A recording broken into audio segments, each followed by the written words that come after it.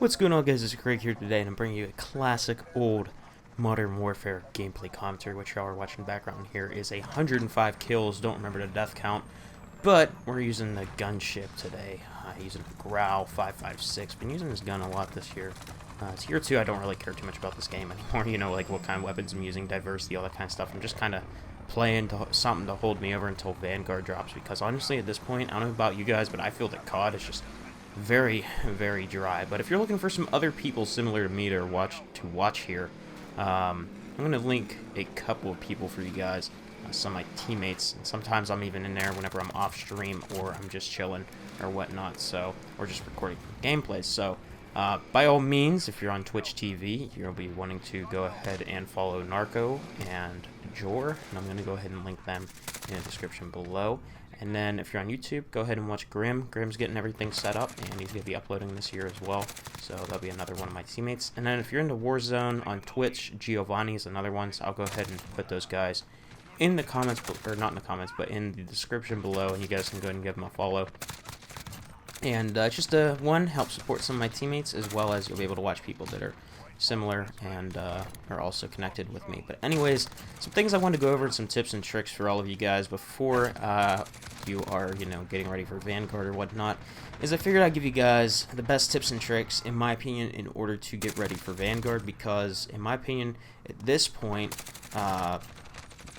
it's not really about sweating on these old games like we're going to be playing them for another year or whatnot. If you're like me, you want to go ahead and get ready for the next Call of Duty game, and you're looking to, be in best shape as you can for Vanguard, so you're starting off good on that camo grind, or you're starting off good with your aim and all of your settings and all that kind of stuff, so you feel comfortable and you can do the best you can do in that regard. So whenever it comes to the game, number one, I'm going to tell you guys to turn on auto tac sprint or auto sprint.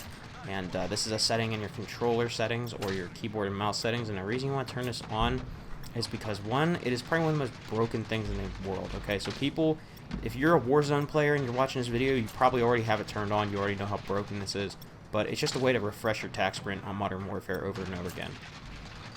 And basically you have it on, and if the game, one, you'll save your controller. Alright, you're not going to be breaking your controller over and over again from double tapping L3 all the time. But two, it's just really nice because you can refresh your tac sprint so much easier, because you just start sprinting forward and you go ahead and just hit that slide cancel and you'll be good to go. Now, one of the things I did want to mention is, me personally, I don't still play with auto tac sprint on. I play with auto sprint on and then one tap to tac sprint. I find this very comfortable for me because in my head, I really want to be pressing that button to sprint. But if you guys, don't feel that way about it, then by all means go ahead and put on auto tac sprint, and that's really going to help you guys improve your gameplay. Just know it's going to feel really weird at first, maybe play some private matches with it or whatnot, or just hop in mix and try to do what you do, but I promise you guys that you guys are going to see a much better improvement in your gameplay if you're trying to rush and all that kind of stuff as well. And yeah, it's going to help you guys get across the map a lot faster, and it will save your controllers. That's always a bonus. So, the next thing is, play Modern Warfare. The input is different in Cold War. Cold War's input just feels really laggy compared to Modern Warfare. And, I'm going to be honest with you guys, since Vanguard is on the Modern Warfare engine, if you're looking to have your aim in tip-top shape and all that kind of stuff in your movement, you definitely want to be playing Modern Warfare. You don't want to be playing Cold War. And for me, for the rest of this time, I'm going to be playing Modern Warfare. And the main reason being is, I'm trying to keep my aim all nice and crispy for whenever Vanguard drops, as well as I am just bored of Cold War at this point. So, but you definitely want to be playing Modern Warfare because it's the game that has very similar movement to Vanguard, although the movement in Vanguard is a little bit toned down from this game, as well as the overall inputs and everything are the same because they're on the same exact engine.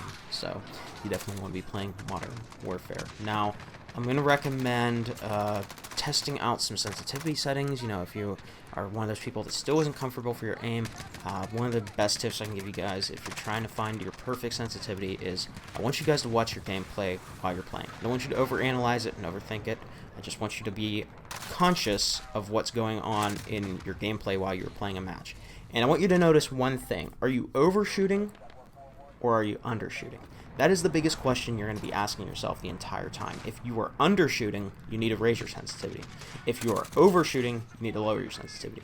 And you guys, if you don't understand what I mean by this, undershooting is whenever your aim is not keeping up with the target, right?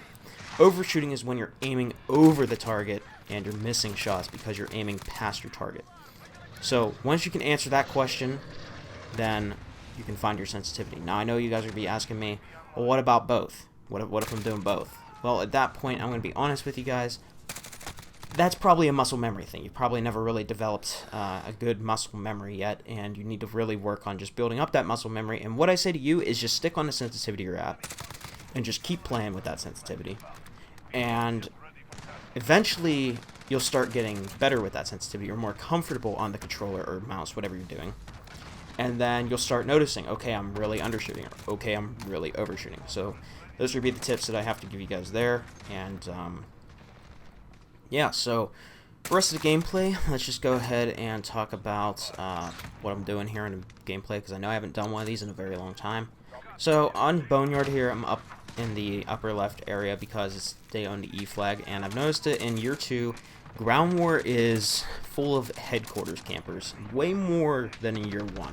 So what I'm doing is I'm finding an off angle to where I can be peeked less from those people in the headquarters, and I'm trying to stay on a side where I know, okay, the enemies are going to be at E, but at the same time, there's also going to be a lot of those people that are sniping on top of the headquarters. So at this point, what I was really trying to do while I was over there was just trying to get picks, right? Looking, okay, are they going to be on the ground here trying to push out the HQ? Or are they going to be over in the plane parts of E? And that's really what I was doing. I'll do another gameplay breakdown coming up soon. I want to start getting back into the swing of things with gameplay breakdowns for you guys, because you guys know that it was the meat and potatoes of my channel during Modern Warfare's life cycle, and I want to start practicing them again. And in the meantime, for all of you that are trying to, you know, still play Modern Warfare or whatnot and get ready for Vanguard, you guys can get back to my style of commentary.